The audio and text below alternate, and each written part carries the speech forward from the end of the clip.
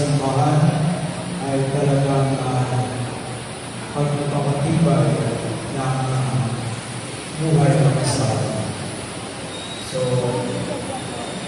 mas maganda ito at mas magiging ang plano ng dalawa at ng kanilang mga magulang at mga kaibigan na nag-inspire sa kanila kung bakit ang gabi ang dapat na sakramento na kailangan sa buhay ng pilipinig.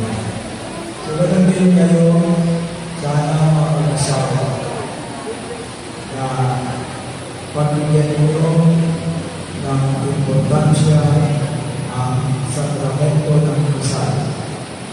Dahil ito ay tulong ng Panginoon sa buhay ng ilang mga asawa